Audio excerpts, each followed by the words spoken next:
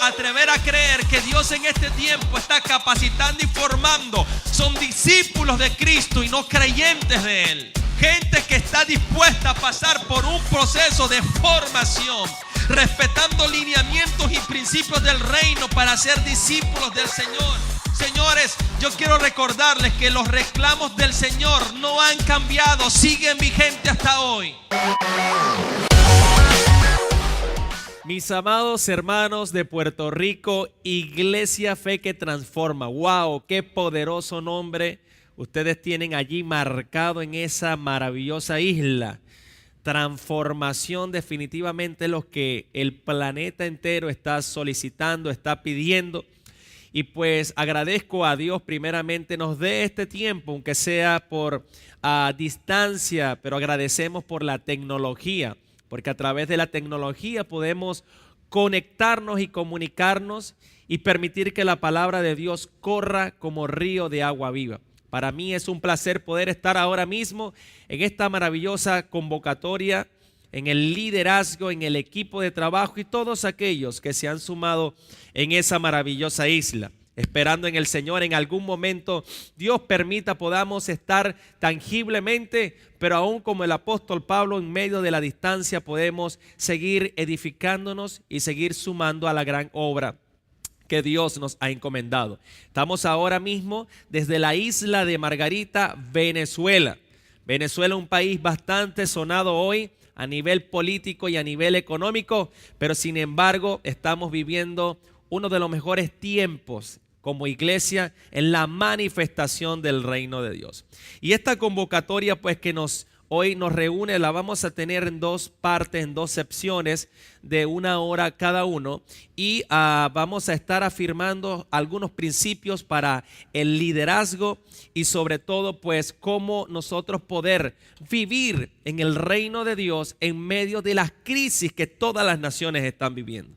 De hecho, que ahora mismo Puerto Rico está viviendo una crisis también a nivel económico, a nivel de una u otra manera social. Venezuela está viviendo la suya, Argentina, Europa.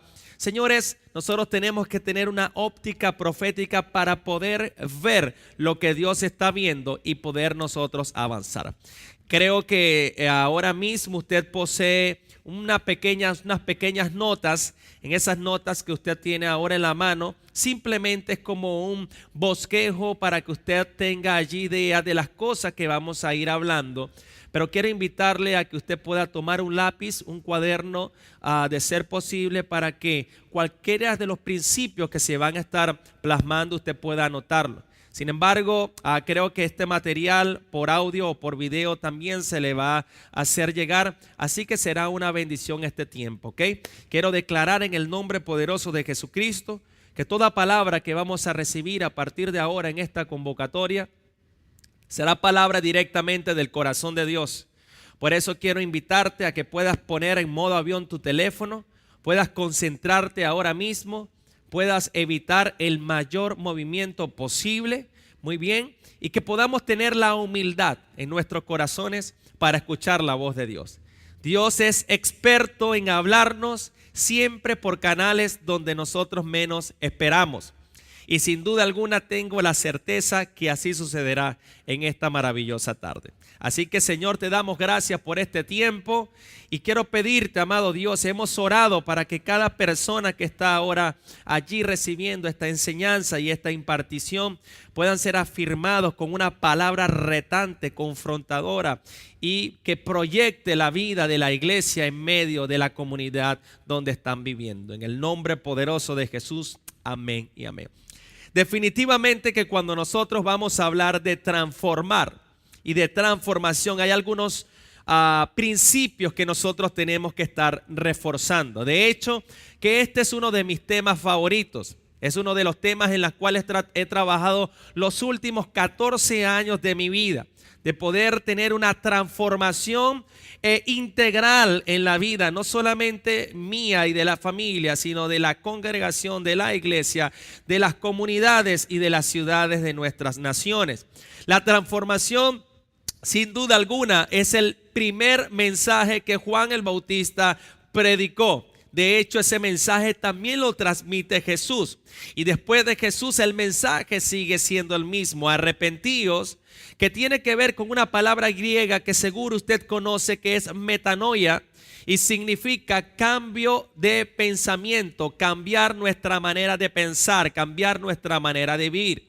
El mensaje del reino era: cambien su manera de estar, cambien la manera de vivir, porque el reino de Dios se ha acercado a nosotros. El reino de Dios está entre nosotros. En otras palabras, hay un nuevo sistema en la cual nosotros podemos vivir, podemos avanzar y podemos desarrollarnos en esta tierra. No es el sistema presente en el cual nosotros nos desenvolvemos. No es el sistema en el cual nuestros padres nos educaron. No, hay un sistema del cielo que ahora está impregnado en la tierra por medio del Espíritu Santo. Por eso el apóstol Pablo a los romanos le afirmaba lo mismo en el capítulo 12, verso 2. Le decía: señores, renueven su entendimiento, no se conformen a este siglo, no se conformen al sistema, no se conformen a lo que están viviendo, cambien la manera de pensar, piensen conforme a lo que han sido llamados, para que entonces ustedes no tengan preguntas sin respuestas, sino que ustedes puedan comprender cuál es la buena, perfecta y agradable voluntad de Dios para nosotros. El mensaje sigue siendo el mismo: transformación en nuestras vidas, vivir realmente la esencia del reino de Dios. Pero para esto, en esta primera parte, y yo quiero primero tocar el fundamento, que para mí es lo más clave. Si usted posee un buen fundamento sólido, usted puede construir cualquier edificación que usted desee. Pero si el fundamento en nuestras vidas no está claro, porque el fundamento, entiéndase, no se da en una iglesia ni en una congregación. El fundamento se da por la revelación del Espíritu de Dios que está en usted, que viene y le transmite la vida del Hijo, el propósito de Dios, la esencia de su reino, y no doctrinas religiosas que de una u otra manera establecen dogmas sobre nuestra vida. Pero la gran realidad del asunto es que cuando nos detenemos a examinarnos, a evaluarnos, a analizarnos, quizás tenemos 2, 3, 5, 10, 15 años en el Evangelio y no hemos visto ni siquiera el 30% de lo que nosotros hemos creído, de lo que nosotros hemos orado y a lo que nosotros estamos esperanzados. En otras palabras, hay que hacer entonces ciertos ajustes, porque yo creo que si el reino de Dios está en medio de nosotros, no es, mis amados, para nosotros vivirlo dentro de 200 años en la presencia de Dios. La esencia del reino está aquí con nosotros. En otras palabras, el reino de Dios tiene que ser una realidad para ti. La transformación del Espíritu tiene que ser una realidad.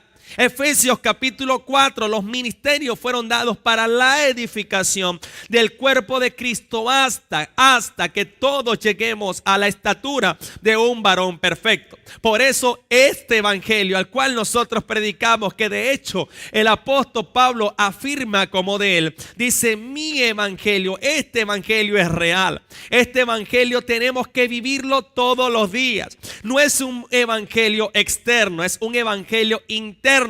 Y entonces, donde nacen muchas preguntas dentro de la congregación, nacen muchas preguntas dentro de los líderes que quizás viven una vida de frustración por causa de no ver los frutos que han estado esperando. Quizás el liderazgo estancado o quizás el liderazgo conformado en medio del sistema en el cual han estado viviendo. Un liderazgo inmovible.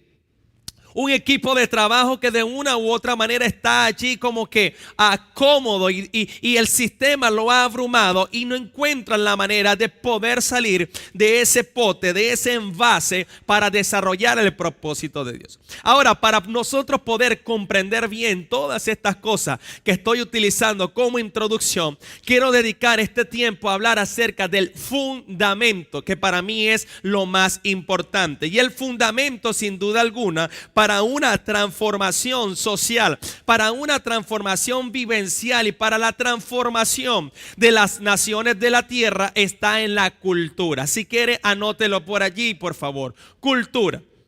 La cultura es algo extraordinario, de hecho define el comportamiento de algunas personas. Usted fue llamado por medio de Jesucristo a estar en el reino de Dios. Por eso es que su cultura no puede ser ni de Puerto Rico, ni Venezuela, ni Colombia, ni Argentina, ni Chile, ni Ecuador, ni americana. La cultura suya y la mía debe ser la misma.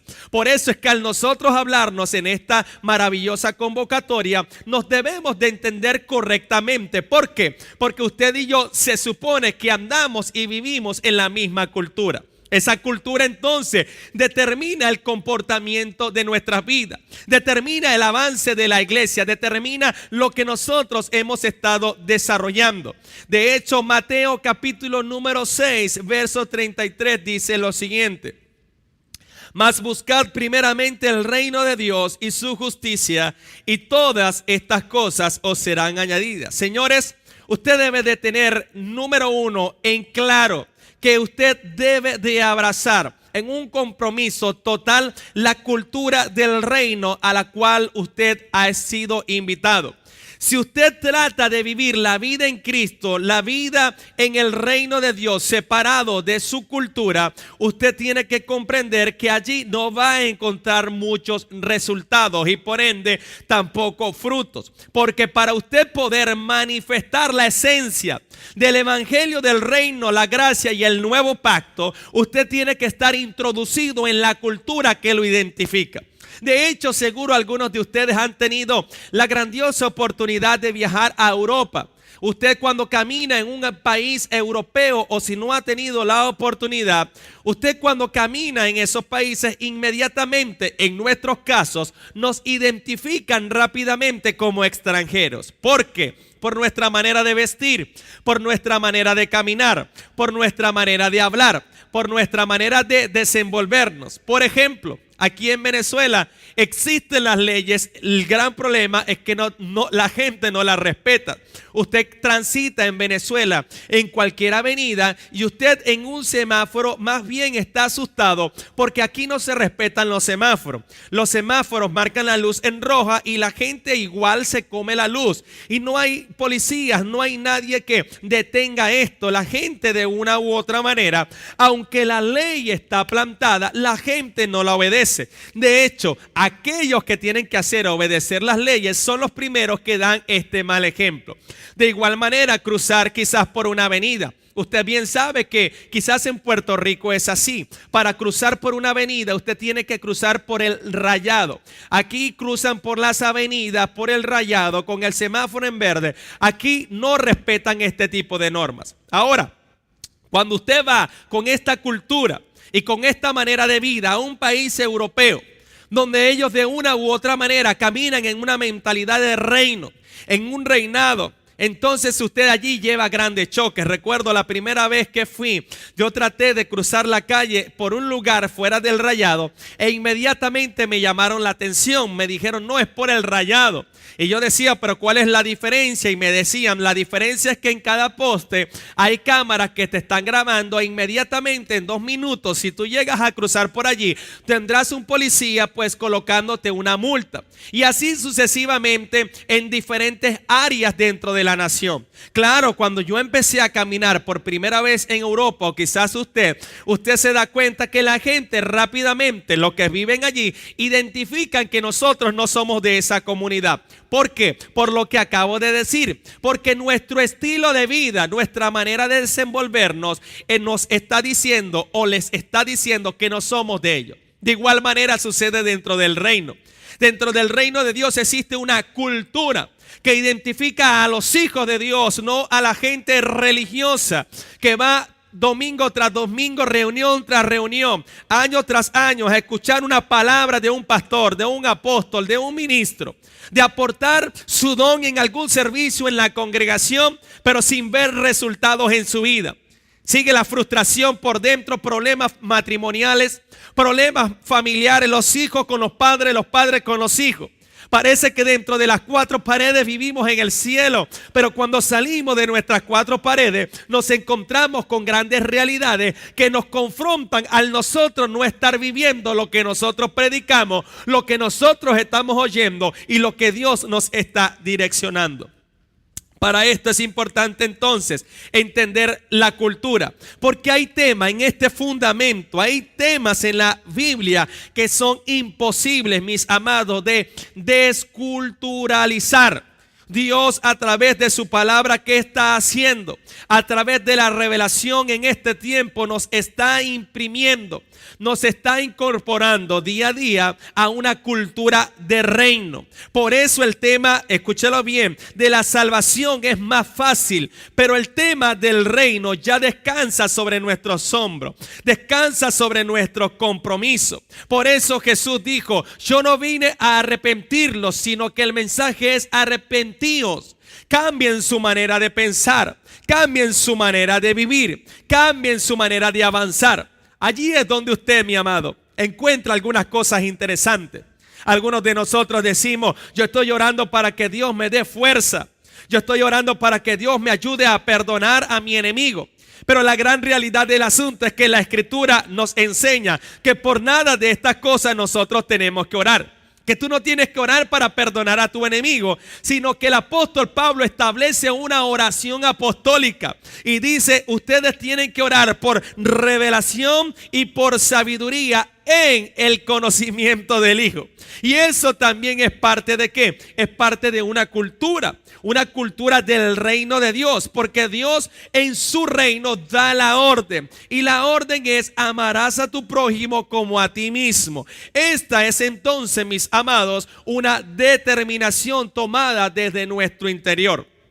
Por eso los cambios, por eso las transformaciones deben de ser producidas por nosotros.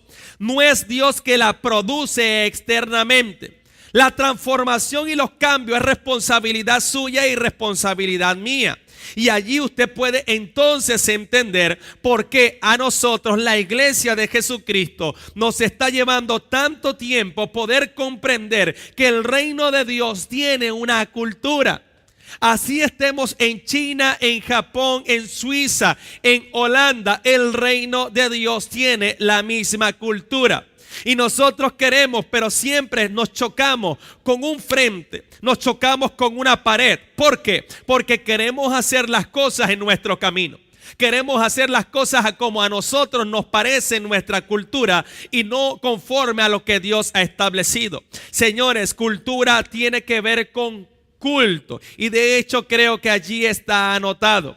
Cultura tiene que ver con culto, pero no precisamente con el culto que nosotros celebramos los días domingo. El apóstol Pablo dice en Romanos 12, 1, 2. Le invito a que busque su cita conmigo, por favor. Romanos capítulo 12, verso 1. Dice lo siguiente: así que, hermanos, os ruego por las misericordias de Dios que presentéis vuestros cuerpos en sacrificio vivo, santo, agradable a Dios, que es vuestro culto racional. ¿Nuestro qué? Culto racional. No os conforméis a este siglo, sino transformaos por medio de la renovación de nuestro entendimiento. ¿Con qué fin?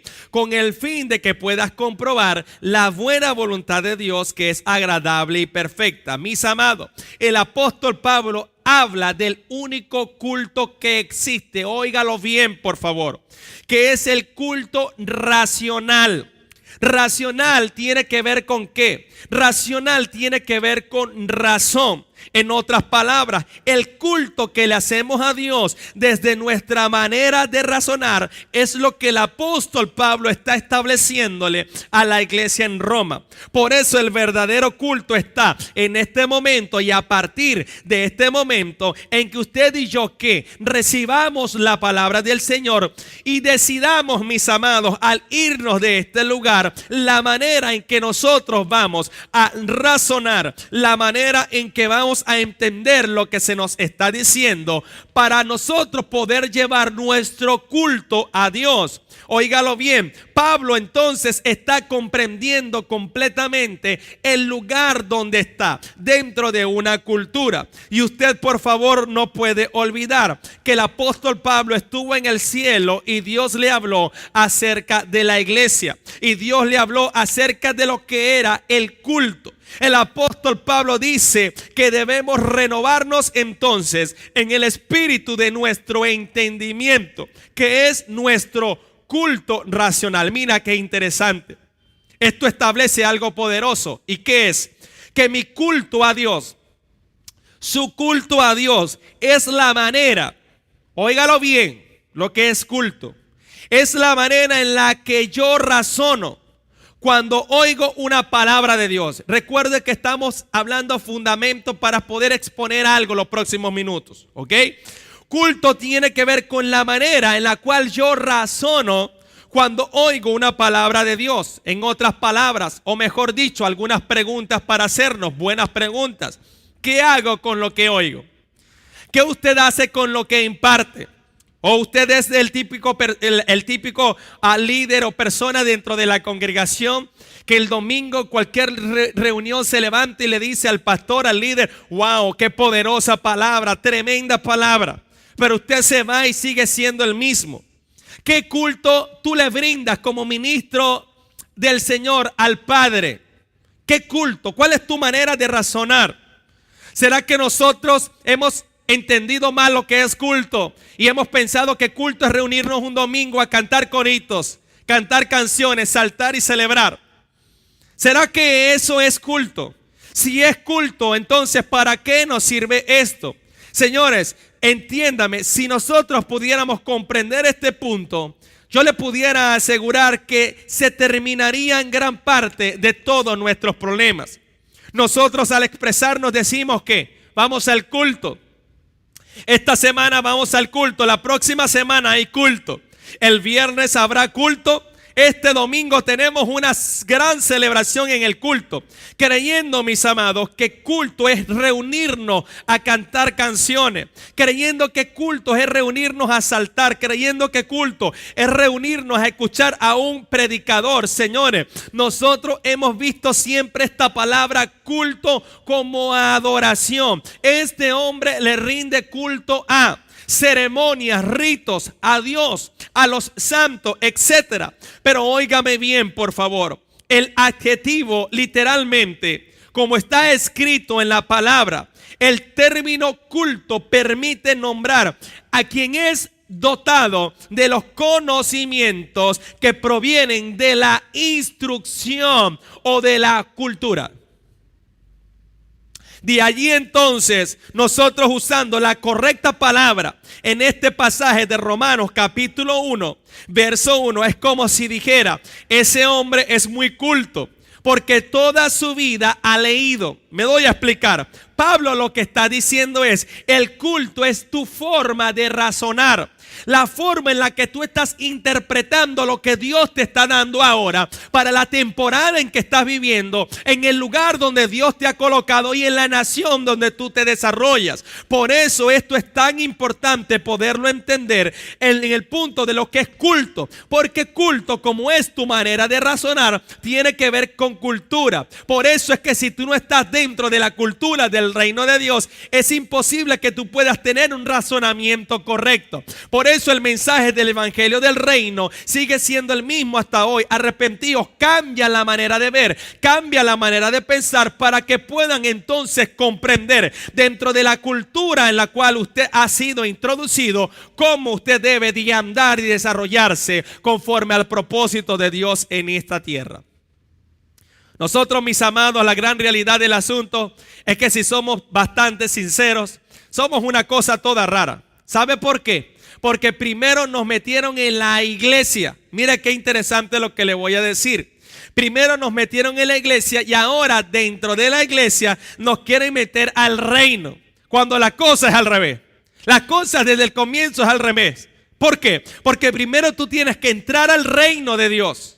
Primero tú tienes que ser ciudadano del reino de Dios, y después que estás en el reino de Dios y eres ciudadano de ese reino, es que usted y yo podemos ser iglesia. Eso fue lo que le dijo Jesús a Nicodemo. Juan capítulo 3, léalo por favor. Juan capítulo 3, verso 3 y verso 5. El Señor le dice: Nicodemo, para que puedas ver el reino. Note el verbo que está escribiendo. Ver el reino. Para ver el reino tienes que nacer de nuevo. Nacer de nuevo. Nicodemo le dice: Señor, ¿cómo yo puedo meterme en la barriga de mi madre nuevamente? ¿Cómo es eso? Verso 5 del capítulo 3 le dice: Nicodemo, tienes que nacer del agua y del espíritu para poder entrar al reino. Fíjate bien, son dos cosas distintas, el verso 3 y el verso 5. ¿Por qué? Porque el nuevo nacimiento que el Espíritu de Dios te da a ti, cuando tú reconoces que has sido salvo, que te enteras que has sido salvo, porque no es que usted dio un paso para ser salvo, no. Jesús dijo: ustedes no me escogieron a mí, yo los escogí a ustedes. De hecho, la Escritura también establece que usted fue salvo antes de la fundación del mundo. Lo que pasa es que hubo un tiempo en este crono en la cual usted se enteró por medio de voceros, embajadores del reino del Señor, que usted ha sido llamado y había sido llamado al servicio, al reino de Dios. Ahora, nacer de nuevo tiene que ver con tu salvación. Y allí es donde le dice el Señor: tienes que nacer de nuevo para que puedas ver el reino. Y ese nacer de nuevo para que puedas ver tiene que ver con salvación de tu alma. Salvación eterna, el sacrificio que Cristo hizo en la cruz del Calvario. Muy bien, entonces cuando tu espíritu se entera de que ha sido regenerado, Él cobra vida. Adán, te lo explico rápidamente entre paréntesis. El primer hombre que hizo, el primer hombre pecó, fue hecho espíritu, alma y cuerpo. Cuando el hombre peca, el espíritu muere y ahora el alma toma el control del cuerpo y del espíritu. Por eso la gente que está por afuera, que no tiene a Cristo, su espíritu está muerto. Ellos no tienen capacidad de arrepentirse, porque ninguno de nosotros, óigame bien, se pararía frente a un ataúd y le diría al muerto: arrepiéntete en esta hora. ¿El muerto de qué se va a arrepentir si es muerto? De igual manera, ningún ser humano puede arrepentirse si no tiene primero la vida de Dios. Cuando el Espíritu de Dios viene a él y por gracia se le revela que ha sido salvo, inmediatamente es salva esa persona, y su espíritu que estaba muerto ahora cobra vida. Y al cobrar vida empieza la lucha interna de la nueva criatura, de la nueva creación y del nuevo hombre, a querer el espíritu volver a tomar el control del alma y del cuerpo. Es la lucha constante que hay, señores. Entonces ese tiene que ver, Juan 3:3 tiene que ver con el nacimiento de tu salvación, la vida eterna, el regalo que Dios te da. Y luego de eso es que usted tiene la capacidad de arrepentirse, porque nadie que no tiene la vida de Dios tiene la capacidad de arrepentirse. Mira esto, Génesis capítulo 1, la tierra creada, el Espíritu Santo se rodeaba entre las aguas, allí estaba gestando. Luego el Padre, dice la Escritura que la tierra estaba como desordenada y vacía, excelente. Entonces el Padre ahora da la orden, y la orden que da el Padre, ¿cuál es? Es: sea la luz, ¿sí o no? Fue lo primero, sea la luz, y vino la luz a la tierra. Ahora esa luz no es la luz de la lumbrera que fue creada después del cuarto día. Esa misma luz, cuando tú sacas la palabra luz en en el hebreo y vas a los 4 evangelios, tú te vas a encontrar que Jesús aparece en escena y dice: yo soy la luz del mundo. Usted saca esa palabra que Jesús dijo en griego y saca la palabra luz en hebreo y se va a dar cuenta que no habla de las lumbreras, de las estrellas, del sol y de la luna. Está en Génesis 1 hablando del Hijo de Dios. Cuando el Padre dijo sea la luz, ¿le habló a quién? Le estaba hablando a la tierra. Y la tierra entonces aceptó la luz. Y como la tierra aceptó la luz, entonces la tierra tenía la capacidad de poder obedecer la voz del Padre. Porque te voy a decir algo, mi amado hermano: nadie en este planeta puede obedecer la voz del Padre si no tiene al Hijo por dentro. Por eso es que luego que la tierra recibe la luz, entonces el Padre puede ordenar y dice: se separa el agua de la tierra, las tinieblas de la luz, las estrellas, crea los cielos, crea los mares, crea todas las cosas. ¿Por qué? Porque tenía ahora la capacidad, la tierra, de poder obedecer. Esto es poderoso y tremendo. Por eso es que Jesús aparece en los evangelios y dice: yo soy la luz del mundo. Esa luz que alumbró en las tinieblas cuando se creó, señores, soy yo. Porque nadie puede obedecer al Padre si no tiene la vida del Hijo. Naces, pero cuando naces de nuevo, entonces tienes la capacidad de ver. Pero ver no te autoriza ni te capacita a poder poseer la herencia que ya tú tienes por medio del sacrificio de Cristo en la cruz del Calvario. Ver simplemente te permite estar como en un centro comercial en Puerto Rico. Usted va a un centro comercial en Puerto Rico, usted llega al estacionamiento y se detiene. Cuando se baja del estacionamiento, ¿usted está o no está en el centro comercial? Claro que está dentro del centro comercial. La única diferencia es que usted no está dentro del centro comercial. Usted está en el estacionamiento. Y desde el estacionamiento le empieza a pegar ese sol fuerte. Y usted empieza a ver que dentro de ese centro comercial empiezan a salir personas. Y esas personas que empiezan a salir, usted la ve con bolsas, la ve con comida. Quizás tienen vidrios transparentes. El centro comercial, usted ve que la gente está fresca por dentro. Usted está viendo todas esas quizás recursos que hay dentro del centro comercial, y usted está en el centro comercial pero no está dentro. Usted simplemente está viendo. Bueno, el mismo nacimiento es lo mismo. Cuando nace de nuevo, recibe la vida del Espíritu, pero eso solamente te capacita y te coloca en una posición de que tú puedas ver qué es lo que hay alrededor. Pero para poder ahora entrar a el reino, entonces el Señor le dice: necesitas nacer del agua y del Espíritu,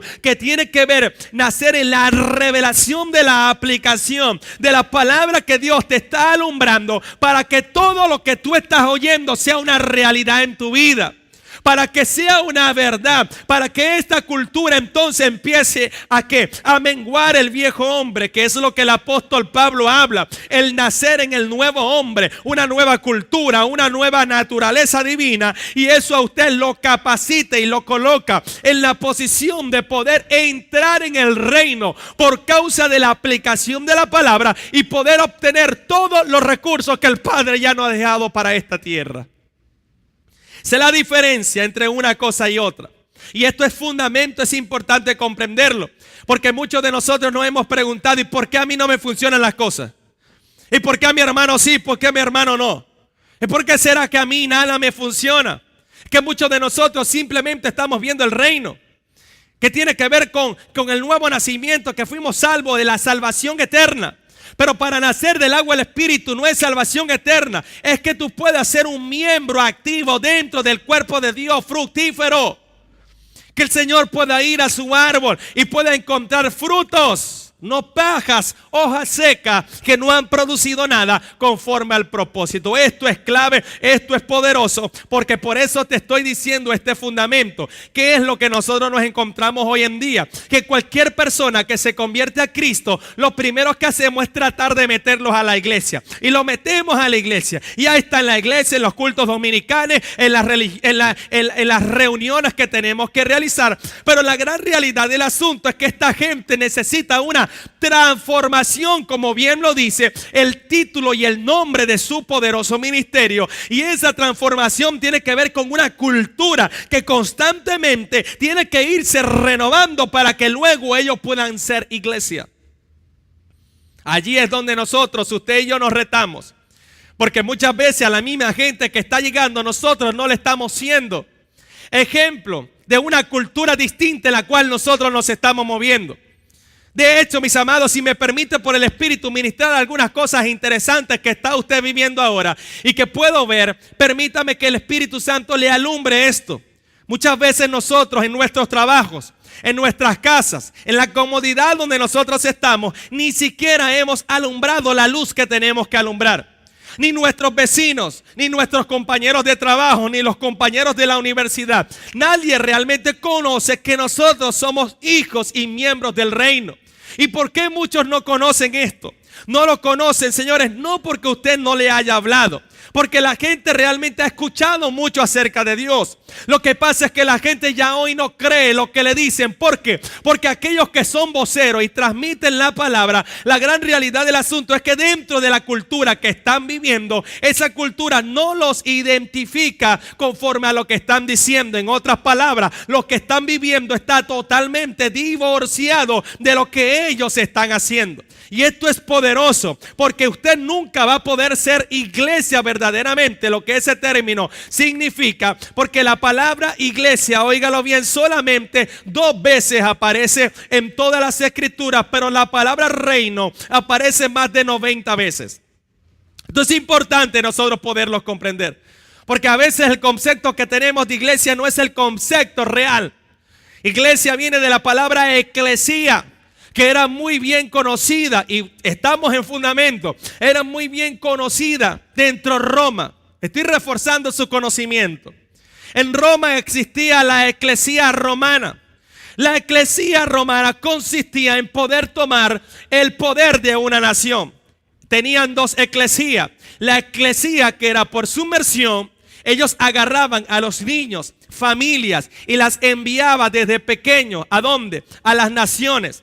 Ahí se metían en la nación que a Roma quería invadir. Los niños estudiaban, se desarrollaban, los padres tomaban las empresas, los niños crecían, tomaban autoridad en el colegio, tomaban las gobernaciones, y 20 años después, ahora aparece la eclesía romana por invasión, que tenía que ver con toda la fuerza de sus caballos, con toda la fuerza de sus herramientas, de sus armas para tomar la nación. Cuando venía Roma a invadir esa ciudad y la nación quería levantarse a defenderse, para su sorpresa la eclesía ya estaba 20 años antes de que viniera esa invasión, y entonces la ciudad quedaba asombrada porque se levantaban los que ya estaban adentro y le decían: disculpen, nosotros somos la eclesía, aquí no hay nada que hacer. Y Roma tomaba la ciudad sin disparar, sin golpear y sin maltratar a nadie. Ese era el trabajo de la eclesía. Por eso es que el término iglesia en el Nuevo Pacto o en los 4 evangelios era bien entendido para ellos. Y el llamado de Dios, ¿cuál es para nosotros? Lo mismo, que nosotros seamos la eclesía, que no nos quedemos encerrados en las 4 paredes, en la comodidad de nuestros hogares, en la comodidad de nuestros trabajos, en las facilidades que nos dan, sino que podamos entender que tenemos una misión que cumplir. Dios no nos mandó a cantar, Dios no nos mandó a tocar un instrumento, y no estoy diciendo que eso no se tiene que hacer. Yo soy músico profesional, de profesión. Aquí trabajo en Venezuela con el sistema de orquestas de Venezuela. Tenemos a más de 350 niños que atendemos semanalmente, educándolos en la música. Estamos grabando nuestro propio proyecto musical. No te estoy diciendo que no seas músico. Lo que te estoy diciendo es que Dios no nos llamó a que eso sea lo primero en nuestra vida. El llamado es fácil. ¿Cuál es? Es entendible. Hay 2. Mateo 28 y Hechos 2. Mateo 28, 18 y 19. La gran comisión: hacer discípulos a las naciones. Y Hechos 2. Vayan a Jerusalén, vayan a Samaria, vayan a Judea y hasta lo último de la tierra. Allí hay tema para desglosar, mis amados, y creo que tiene que ver con el fundamento. Cuando el apóstol Jesús le dice a sus discípulos: Vean la versión Dios habla hoy. Mateo 28, 18 dice: vayan a todas las gentes de las naciones y háganlas mis discípulos. ¡Wow! ¡Qué poderoso mensaje y comisión! El problema, ¿cuál es? El problema es que nosotros hemos hecho discípulos de nosotros y no discípulos de Cristo. Por eso es que cuando un hombre falla, todo el mundo se va, porque la gente se hace más discípulos de un hombre que discípulos del Señor.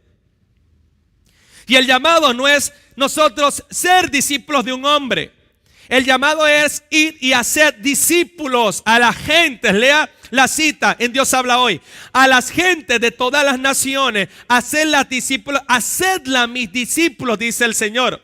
O sea que el trabajo es ir a la gente y convertir a esa gente en discípulos de Cristo. Pero eso no se puede hacer si nosotros primero no estamos dentro de una cultura del reino que nos identifique como ciudadanos de ese reino.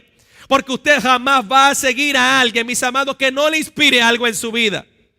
Y ese es el problema. A veces me dicen acá el equipo de trabajo: y que yo he evangelizado, es que yo he hablado y nadie me presta atención. Yo me pregunto, ¿cómo estará evangelizando? ¿Qué estará demostrando con su vida? Estas son cosas que nos confrontan como líderes. ¿Cuál es la cultura que estamos transmitiendo realmente? Porque cuando nosotros queremos transmitir y hacer discípulos de Cristo, tenemos que estar retados todos los días a vivir dentro de la cultura de Dios. Por eso es que el apóstol Pablo dijo: imitadme a mí como yo imito a Cristo. En otras palabras, así como yo imito a Cristo, ustedes tienen que imitarlo a Él. Por eso es que nosotros hemos metido primero a la gente en la iglesia y después tenemos la cantidad de rollos para poderles transformar la vida. Porque primero tenemos que tener una transformación de nuestras culturas, señores, para que la iglesia pueda tener la efectividad correcta en este maravilloso tiempo, en este tiempo glorioso que estamos viviendo. Porque si nosotros no tenemos la cultura y la mentalidad correcta, nosotros vamos a seguir repitiendo lo que otros han hecho. Por eso, mis amados, es que a la gente lo primero que tenemos que hacer es introducirla a la cultura del reino de Dios.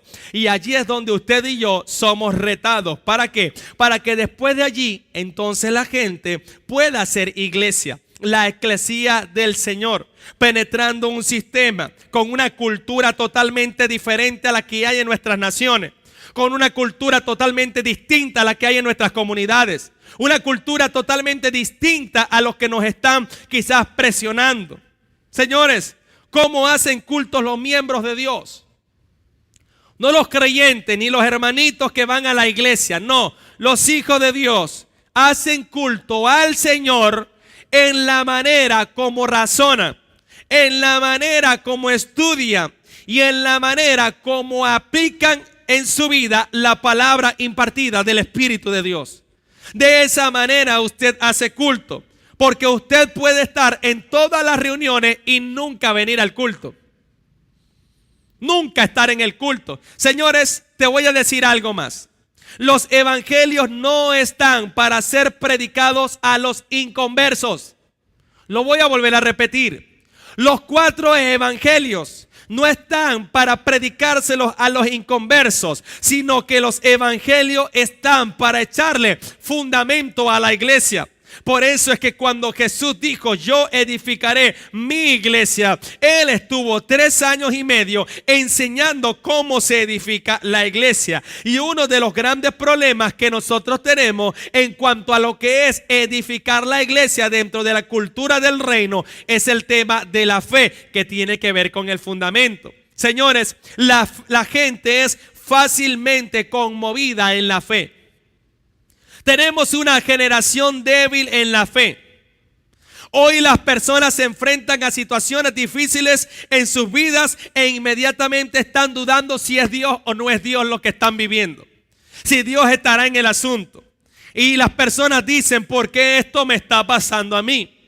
El sistema que nos rodea tiene tantos argumentos, amado ministro que me estás oyendo, para sacarnos del propósito de Dios, que por cualquier cosa ya nosotros empezamos a dudar si la decisión o lo que estamos haciendo es de Dios o no es de Dios. ¿Sabe qué problema es ese? Ese es un problema de fe. Porque, por ejemplo, cuando Jesús se enfrentó al centurión romano, usted bien conoce la cita y la historia.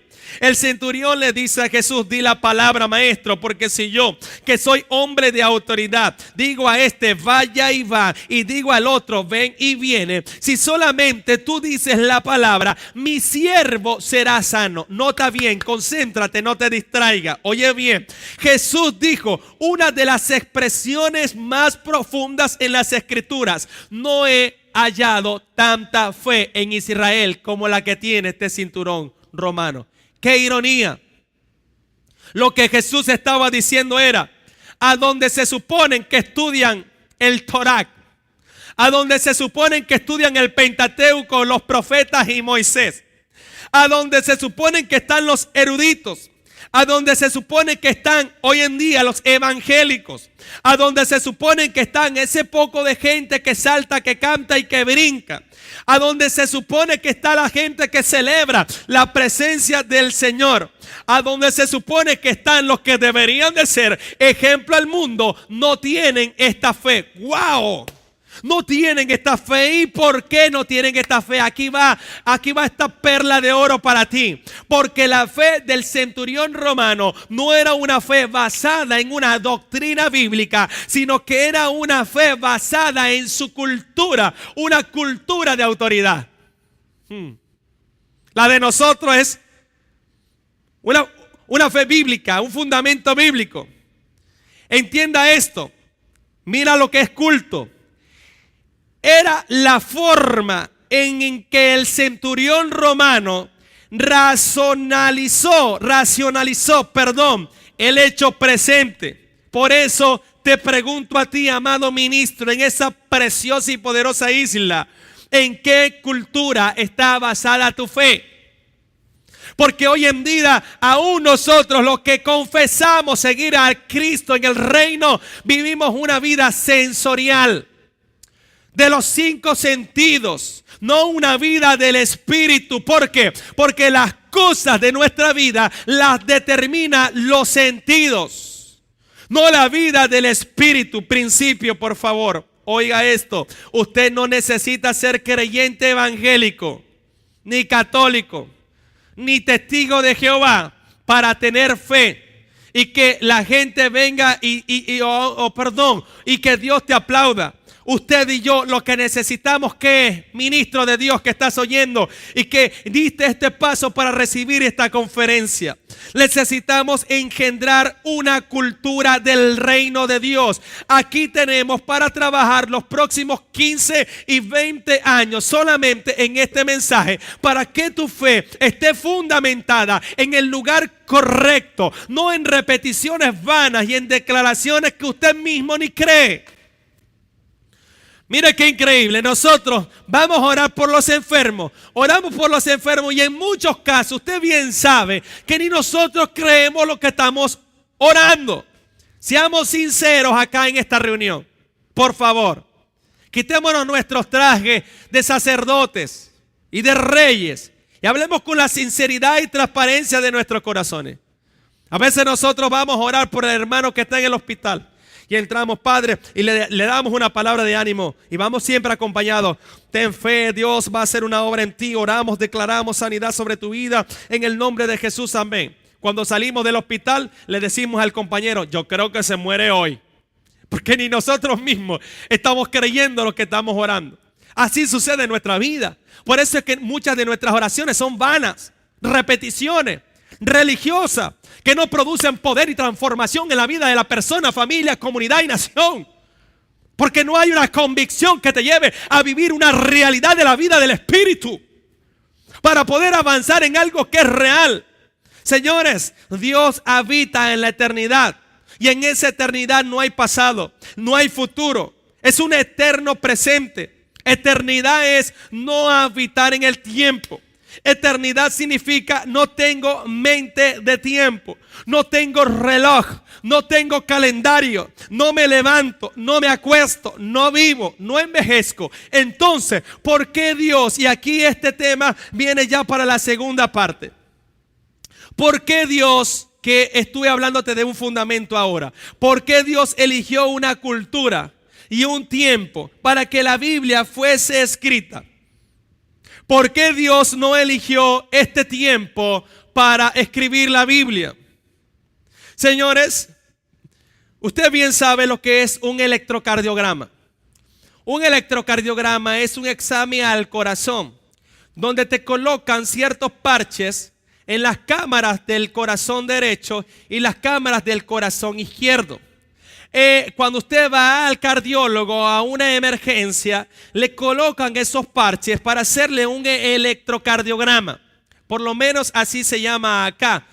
¿Qué hace el electrocardiograma? Lo que hace es hacer en tan solo unos segundos una pequeña lectura de tu corazón. Óyelo bien, quizás tienes 80 años. Él no te está leyendo el electrocardiograma 80 años de vida.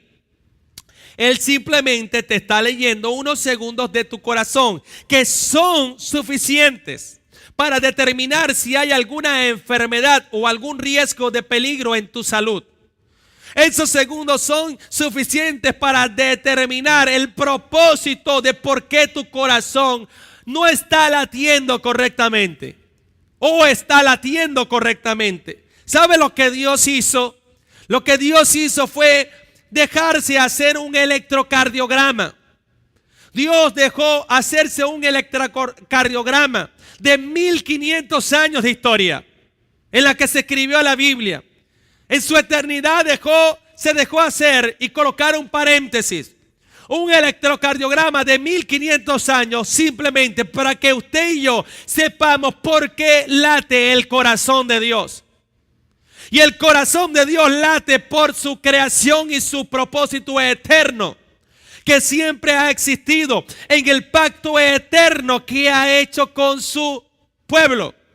Y entonces en ese pacto que hizo con su gente, con su creación, está el maravilloso propósito y la razón de nuestra existencia en esta tierra.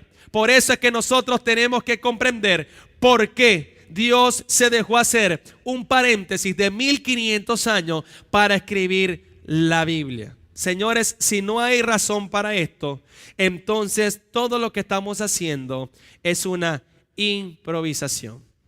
Quiero dejarlo hasta acá en este maravilloso momento, porque creo que ahora mismo estamos ya cerrando esta primera parte.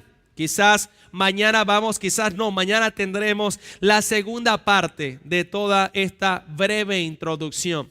Hay muchas cosas que hablar. Hay muchas cosas que podemos decir.